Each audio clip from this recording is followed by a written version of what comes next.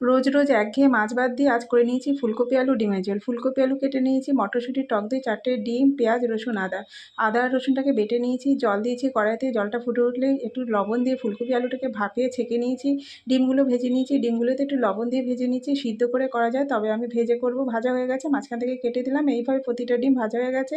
এরপরে কড়াইতে তেল দিয়ে ফুলকপি আলু ভালো করে লাল লাল করে ভেজে তুলে নিয়েছি, আবারও তেল দিয়েছি, সাদা তেল দিয়ে জিরে আর দারচিনি এলাচ ফোড়ন দিয়ে পেঁয়াজ দিচ্ছি। পেঁয়াজটা ভালো করে ভাজা হয়ে গেলে রসুন আদাটা দিয়ে আর একটু লবণ দিয়ে কষিয়ে নিলাম।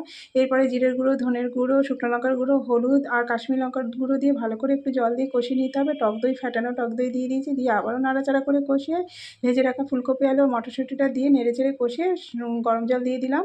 দিয়ে একটু ঢাকা চাপা রেখে দেবো 5 মিনিটের জন্য। দেখুন কত সুন্দর সিদ্ধ হয়ে গেছে। ডিমগুলো দিয়ে কিন্তু বেশি নাড়াচাড়া করা যাবে না। তারপরে কাসুরি মেথি আর গরম মশলা দিয়ে দিলেই তৈরি হয়ে যাবে অসাধারণ এই সুন্দর ডিমের ঝোল। রুটি, লুচি, পরোটা, গরম ভাতে অসাধারণ খেতে লাগে। একদম রেডি হয়ে গেছে। তো কত সুন্দর হয়েছে।